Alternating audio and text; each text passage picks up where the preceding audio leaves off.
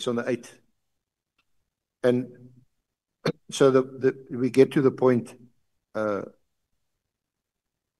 this little exercise. CMN5 is then the referral to IDEC by you on the 11th of November 2024.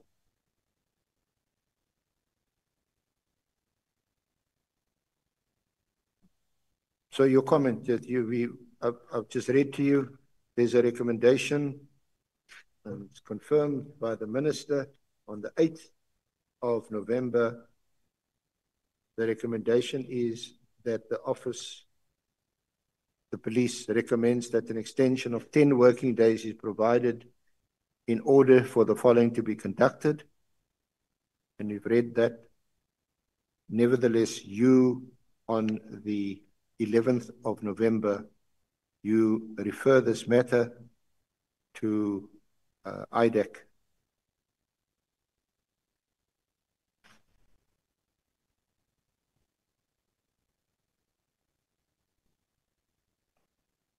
Why would you have done that when the police said, give us 10 days? It's a sensitive matter, which they take seriously, obviously. They're investigating. There's been no interference. The delays are all part of standard procedures that are followed. But you, apparently with some undue haste, can you explain why you then refer this to IDEC? Thank you, Chair. Maybe what I need to try and do is to elaborate and make it easy for Senior Counsel to understand the variety of these complaints. Firstly, Chair, these are two separate complaints. Hence, I did say initially that we receive complaints and we treat a complaint on its merits.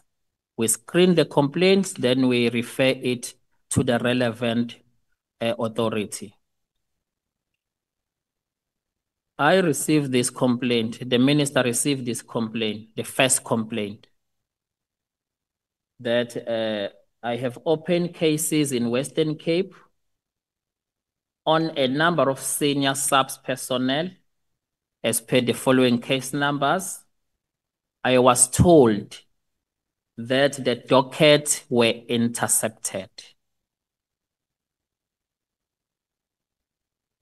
In my quest for justice, I traveled to Gauteng and opened the following dockets as per the following case numbers. However, I have also been notified that Gauteng Police Department has followed same modus operandi as the Western Cape. This is the first complaint I receive. The nature of this complaint, when you screen this complaint is a service delivery complaint. Is a person here who registered dockets, but he was told instead of